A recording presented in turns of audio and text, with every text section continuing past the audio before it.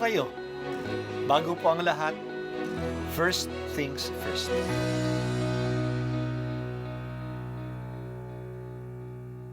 Good morning po. Sinisimulan po natin ngayon ang first things first. At dito po, tinatalakay natin sa unang bahagi ng umaga natin ay ang first readings na binabasa po sa banal na misa. Ito pong tinatalakay natin kasi madalas po kasi marami na tayong alam tungkol sa gospel readings. Pero konti po ang nagsasalita sa first readings. Pero ang first readings, bahagi din po yan ng Biblia, ng banal na kasulatan. Kaya susubaybayan po natin ang mga first readings, basahin po natin at luminsan kailangan ng basahin ng 2 o 3 beses bago maintindihan kasi hindi po tayo familiar sa mga istorya at sa mga kaisipan na tinatalakay dito. Ang pagbasa mula sa mga gawa ng mga apostol.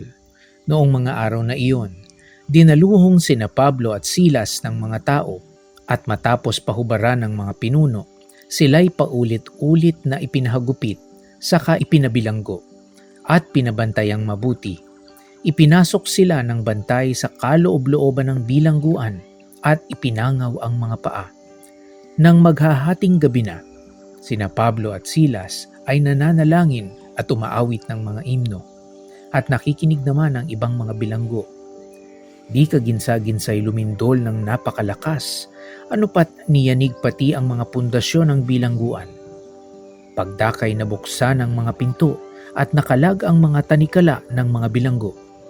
Napabalikwas ang bantay bilangguan at nang makitang bukas ang mga pinto, hinugot ang kanyang tabak at tangkang magpakamatay sa akalang nakatakas ang mga bilanggo. Ngunit sumigaw si Pablo, "Huwag mong saktan ang iyong sarili. Narito kaming lahat." Humingi ng ilaw ang bantay. Patakbong pumasok at nanginginig na nagpatira pa sa harapan ni na Pablo at Silas. Inilabas niya ang mga ito at sinabi, "Mga Ginoo, ano po ang dapat kong gawin upang ako'y maligtas?" Sumagot sila, "Sumampalataya ka sa Panginoong Hesus at maliligtas ka, ikaw at ang iyong sambahayan." At ang salita ng Panginoon ay ipinahayag nila sa kanya at sa lahat ng nasa kanyang bahay.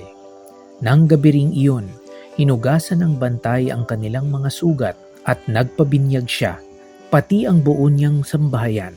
Pagkatapos, sila'y isinama niya sa kaniyang tahanan at hinainan ng pagkain. Galak na galak siya at ang kaniyang buong sambahayan sapagkat sila'y natutong sumampalataya sa Diyos. Ang salita ng Diyos. Salamat sa Diyos. Doon sa lungsod ng Filipos, may isang aliping babae na pinakakakitaan ng kanyang mga may-ari. Kasi may masamang espiritu siya na nanghuhula. Nang makita niya si Pablo at ang kanyang kasamang si Silas, sumisigaw siya na sila ay galing sa Diyos na kataas-taasan. Ang ingay ng babae. Kaya ginawa ni Pablo ay pinalayas niya ang masamang espiritu sa kanya. At umalis nga ito.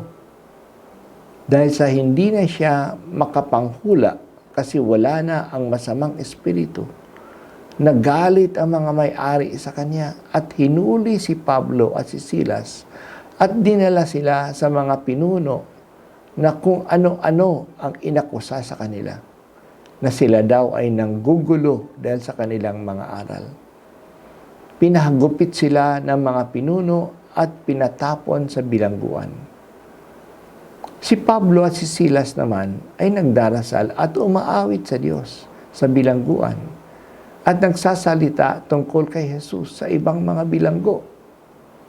Pero noong gabing iyon, nagkaroon ng matinding lindol na nabuksan ang mga pintuan ng bilangguan at nakalag ang mga kadena ng mga bilanggo.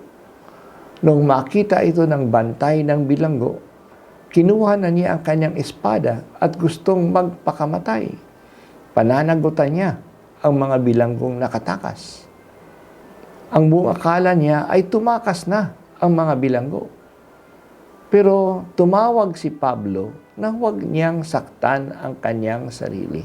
Kasi nandoon silang lahat. Nayanig ang bantay at nagpasabi kay Pablo, ano ang gagawin ko upang ako ay maligtas?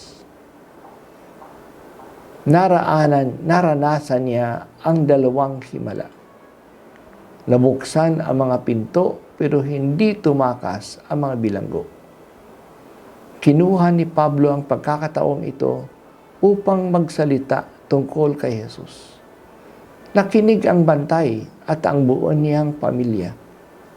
Naniwala sila doon at doon din sila ay nagpabinyag. Ginamot nila ang mga sugat ni Pablo at ni Silas at sila ay pinakain. Tuwang-tuwa sila sa kanilang pagkakilala sa bagong pananampalatayang ito. Nasaksiyan uli natin ang resulta ng binyag. Hindi na ngayon dayuhan ang tuling kay Pablo at kay Silas. Hindi na sila bahagi ng kanyang trabaho na kailangan lang bantayan. Sila ay kapatid na. Kaya hinugasan nila ang kanilang mga sugat at pinakain pa. Kasama na sila ng pamilya. At ginawa ito ng bantay ng buong galak. Nakikita natin na sa ilang beses na ang resulta ng pananampalataya ay saya. Talagang totoong sinasabi ni Jesus na ibabahagi niya sa kanyang mga alagad ang kagalakan niya. Tungkol naman kay Pablo, nakita natin na kinuha niya ang lahat ng mga pagkakataon, anuman ang kalagayan niya para magpahayag tungkol kay Jesus.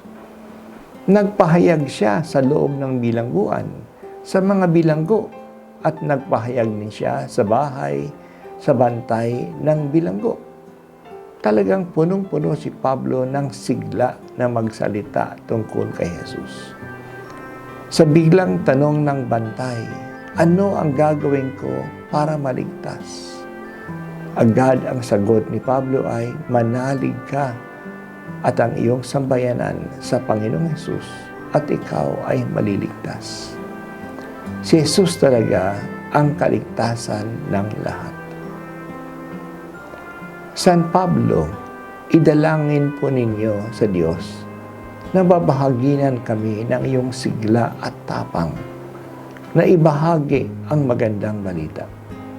Hindi sana kami magsawa sa palaging magsalita tungkol kay Jesus at tungkol sa pagmamahal mo, o Panginoon, sa amin.